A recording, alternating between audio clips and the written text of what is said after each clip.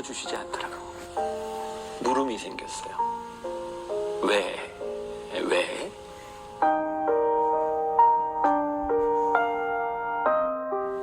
나는 내가 목사로서 살아가면서 모든 사람에게 모든 답을 해줄 수 있다거나 내 인생의 모든 답을 얻을 수 있다고 생각하지 않아. 만일 내가 그럴 수 있다면 나는 하나님을 안 믿을 것 같아. 왜? 내가 다 아는데 뭐. 나도 동일한 30년 동안의 그런 시간을 지나온 아버지로서 이야기한다면 이런 기도가 필요할 것 같아. 하나님, 저에게 용기를 주세요. 용기라고 하는 것은 우리의 환경 가운데 이 하나님을 믿으며 우리의 환경을 직면하는 것이라고 생각하거든요.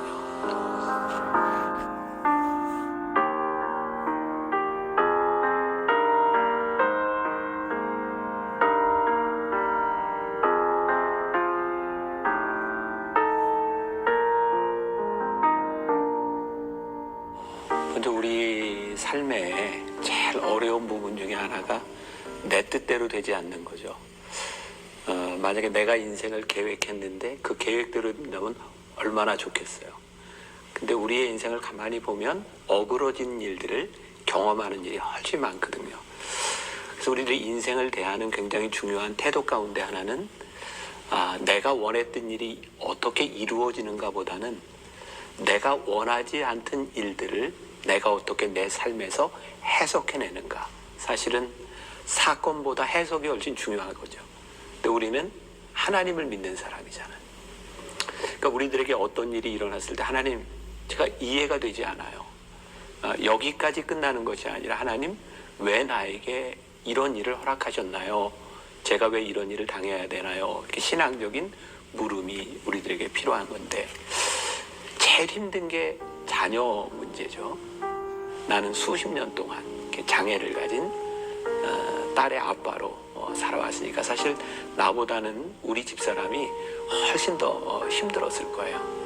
처음부터 그냥 장애로 태어났다면 조금 더 받아들이기가 괜찮았을 것 같아. 근데 우리 딸아이가 태어나면서부터 많이 아팠어요.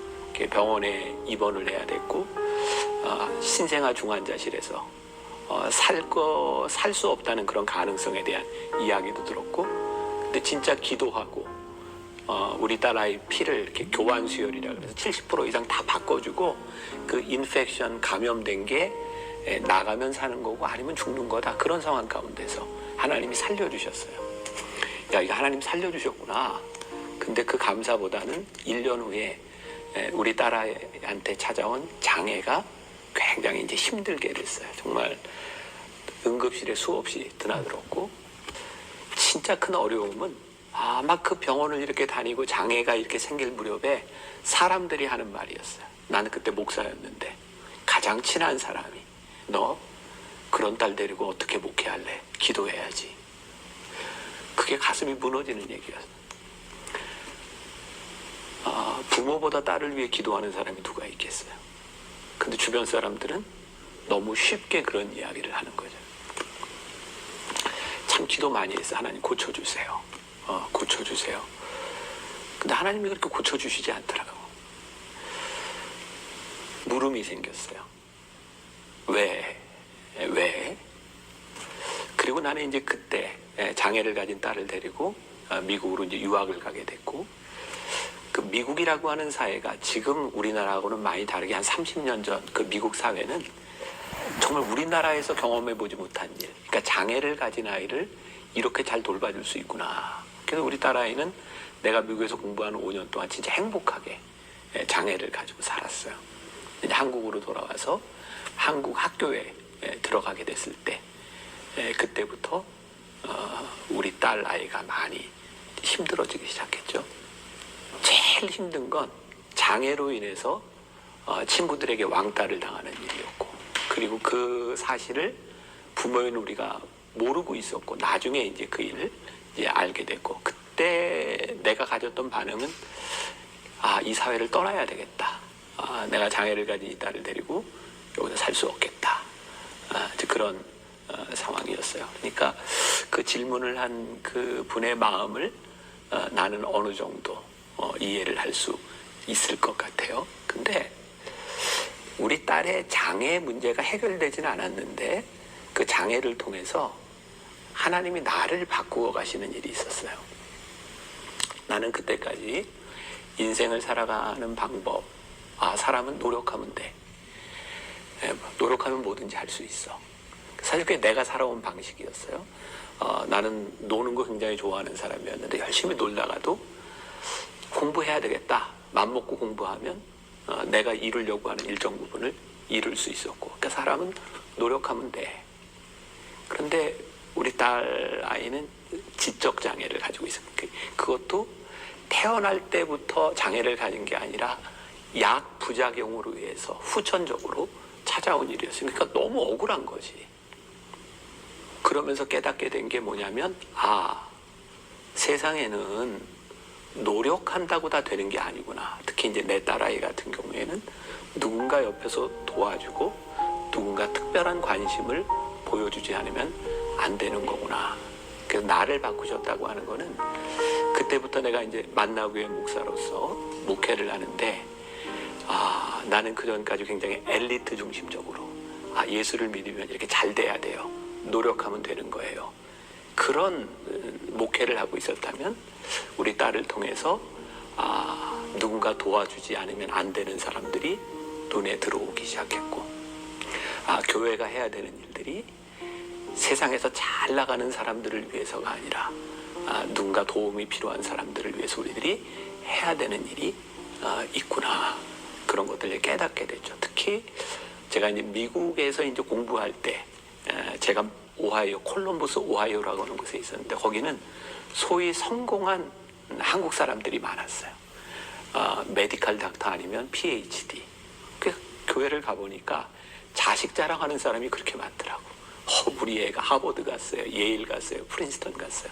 나는 그래서 이민 온 한국 세대의 많은 사람들이 다 그렇게 자식이 잘 됐는지 알았어요. 근데 교육 목사를 하면서 깊이 들어가 보니까 자식 때문에 아파하고 자식 때문에 힘들어하는 사람은 교회에서 자식 얘기를 하나도 못하고 있더라고. 내 딸을 통해서 그 사람들을 보게 하셨어요. 여기에서 나는 우리 딸을 통해서 하나님이 나에게 세상을 다르게 보게 하시고 내 목회를 바꾸어 주셨다고 하는 것에서 나는 하나님의 그런 뜻이 있구나. 그런데 나에게 해결되지 않는 문제가 있는 거예요. 하나님, 그런데요, 내 딸을 통해서 하나님이 내 생각을 바꾸어 주셨는데 내 딸이 당하는 고통, 아픔에 관한 것은 어떻게 해석을 해야 되나요? 이 부분에 대한 내가 답이 없어요. 그런데 30년을 이렇게 지나오면서 30년이 아니라 벌써 이제 한 33년 이런 시간들을 지나오면서 우리 집사람하고 나의 큰 걱정은 이제 그런 거였어요. 우리 딸보다 우리가 먼저 죽을 텐데 우리 죽고 나면 우리 딸 어떡하나. 근데 진짜 기적과 같은 일이 일어났죠. 몇 년 전에 우리 딸이 결혼을 했는데 아무도 결혼을 하려고 생각을 하지 않아서, 그런 장애를 가지고 있었기 때문에. 근데 정말 이야기가 길지만 우리 사위를 만나게 되고 그 짧은 과정 가운데서 둘이 결혼하겠다고 하고, 그리고 시댁의 허락을 받고 이제 결혼을 했어요. 여기까지 해피엔딩. 그런데 나는 우리 딸이 이렇게 결혼하고 행복해지면 다 끝날 줄 알았는데, 장애를 가지고 있는 딸을 그대로 받아들이고 결혼한 사위가 장애를 가진 딸하고 살아가는 게 쉽지 않았어요. 그때부터 어려움이 또 시작이 됐어요. 하나님, 이쯤이면 될 줄 알았는데 하나님 왜? 그래서 나는 우리 딸하고 사이가 못 살지도 모르겠구나.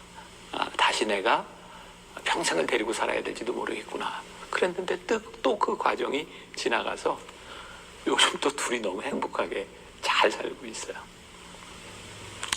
우리의 삶에는 우리가 이해할 수 없는 부분들, 나에게 이렇게 납득이 되지 않는 부분들을 우리는 비극이라고 이야기할 때가 많이 있어요. 그런데 사실 내가 이해하지 못하고 내가 원하는 대로 되지 않는다고 내 인생을 비극이라고 이야기한다면 우리의 인생은 처음부터 끝까지 비극일 것 같다라는 생각이 들어요. 나는 지금 그 아픔을 가지고 힘겹게 지나가고 있는 이 분에게 딱 맞는 답을 드릴 수 없어요. 그러나 한 가지 분명한 것은 그 일을 통하여 하나님이 내 인생에 계획하고 계심을 깨닫게 되는 때가 있고, 힘겹지만 그것을 우리들이 받아들이는 때가 있어요. 그런데 거기서 끝나면 좋은데 거기서 또 끝나지 않아요. 또 많은 시간들이 내 뜻대로 흘러가지 않는 삶의 시간들을 우리들이 많이 경험하게 되는 거죠.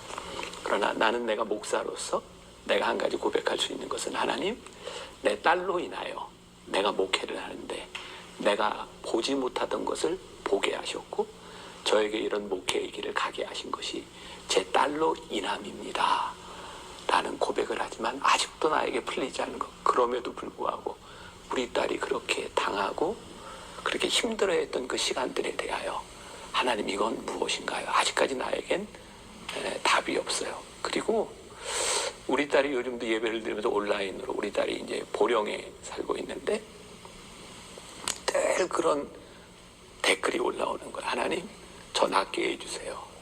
하나님, 저 깨끗하게 해주세요. 하나님, 저 고쳐주세요. 그 얘기를 들을 때마다 마음이 많이 아프죠. 내가 설교하면서 예배 시간에 우리 딸의 글을 보니까. 그런데 정말 감사한 것 중에 하나는, 우리 딸이 기도하고 있구나, 소망을 가지고 있구나.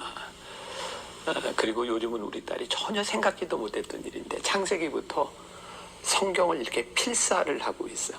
그게, 우리 딸은 지적 장애도 있고 손도 잘 움직여지지 않아요. 글씨 쓰는 게 쉽지 않아요. 근데 창세기부터 지금 출애굽기까지 털 써서 이렇게 카톡방에 이렇게 올려놔요. 자, 여기서도 또 많은 문제가 발생하겠죠.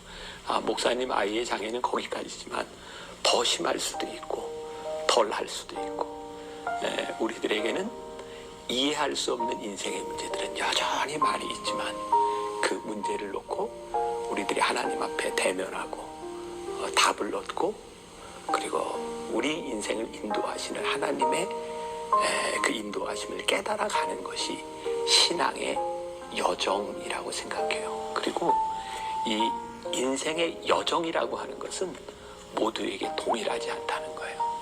누군가는 더 험한 길을 가야 될 때도 있고, 누군가는 조금 더 편안한 길을 가야 될 때도 있고, 저는 뭐 그분에게 하나님 앞에 진지하게 이 문제를 놓고 좀 마주서야 되는 용기가 필요하지 않겠는가. 용기라고 하는 것은 나는 삶을 직면하는 것이라고 생각해요. 그러면 용기 없는 사람은 삶을 직면하지 않고 삶을 회피하겠죠. 내가 성경에 굉장히 좋아하는 인물 가운데 하나가 요셉이라는 사람이거든요. 그 요셉에 대해서 이렇게 수식어처럼 하나 따라다니는 게 있어요. 그게 뭐냐면 형통한 자라는 거거든요. 근데 사실 요셉의 인생을 보면 형통하다고 말하기에는 참 어려운 부분이 많죠. 왜냐하면 요셉을 우리들이 생각하는 그의 인생은 팔리는 인생이었잖아요. 그러니까 어린 시절에 자기 잘못도 아니야. 꿈꾸는 사람이었고 좋은 꿈을 꾸고 형들에게 이야기했는데 그것 때문에 미움을 받아서 팔려가요. 팔려간다고 하는 게 어떤 의미일까요?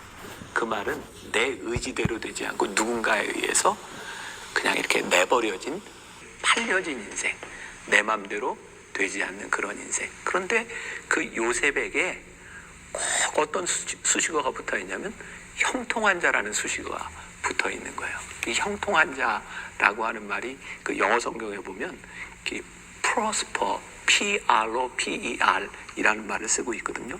이게 무슨 의미냐면 앞길이 열려 있다, 그런 말이에요. 놀랍게도 요셉은 팔리는 인생, 자기 뜻대로 되지 않는 인생이었는데 그를 수식하는 말은 전부 앞길이 열려 있다라고 되어 있어요. 그러니까 우리들이 흔히 이야기하는 이 성공한 인생이라고 하는 것, 그것은 소위 성경에서 이야기하는 내 마음대로 내 인생을 결정하고 내가 원하는 대로 된 것이 아니라 팔리는 인생이었지만 그 가운데서 하나님의 계획이 있는 인생을 산 사람을 우리들이 흔히 이야기하는 성공적인 인생이라고 이야기를 해요.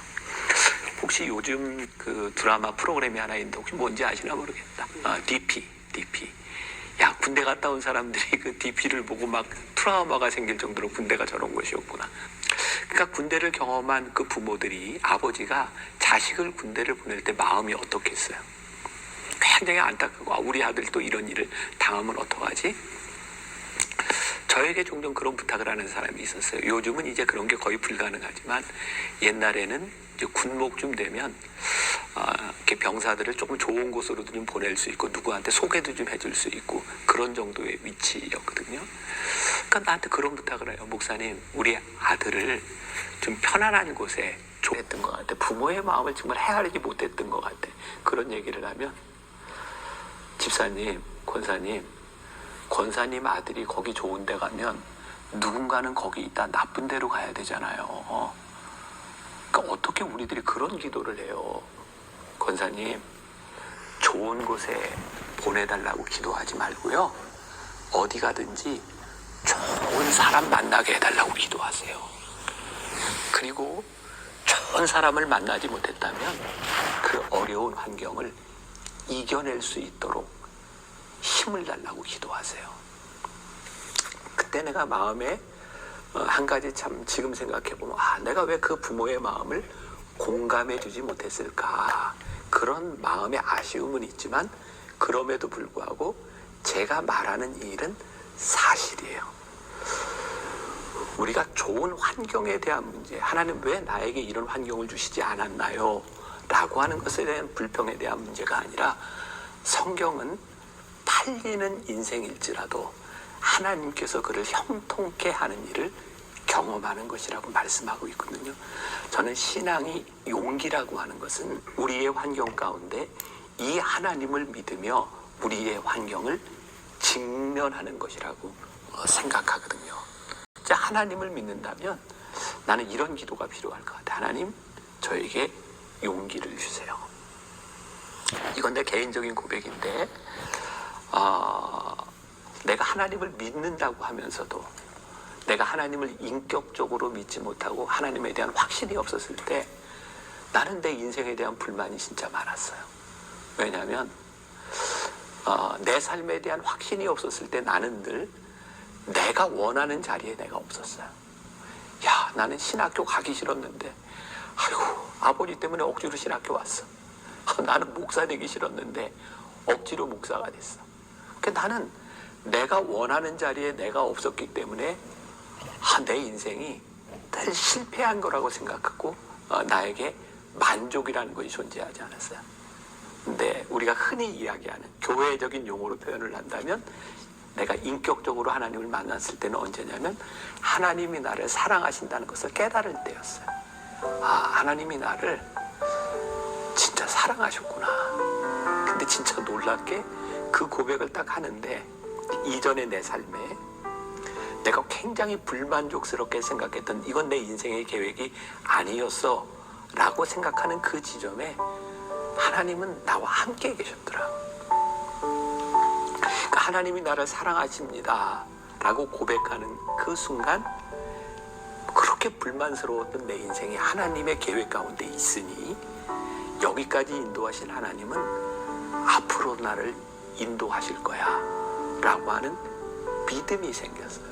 그때부터 나는 내 믿음과 내 기도가 바뀌었어요. 그 전에 나는 어떤 기도를 늘 했냐면 하나님, 저에게 이런 소원이 있습니다. 내가 원하는 것에 대한 기도였어요. 근데 하나님이 나를 사랑하신다는 고백을 하고 나니까 그것을 깨닫고 나니까 하나님은 내 기도대로 일하시는 분이 아니었어요. 하나님의 뜻대로 나를 바꾸어 가시는 분이었지. 그때부터 나는 이런 기도를 하기 시작했어요. 하나님, 저에게 용기를 주세요. 하나님의 계획이 무엇인지 보여주실 때, 하나님의 뜻이 무엇인지 보여주실 때 그것을 따를 수 있는 용기를 저에게 주세요. 나는 우리가 흔히 이야기하는 하나님을 인격적으로 만났을 때 나에게 필요한 것은 용기라는 것을 알았어요. 그리고 나를 도와주세요. 우린 진짜 연약한 존재들이잖아요. 내 뜻대로 살아갈 수도 없는. 그리고 하나님 나를 도와주세요. 그때 나는 하나님이 도와주세요라고 하는 이 가장 연약한 말이 가장 용기 있는 말이라고 생각하거든요.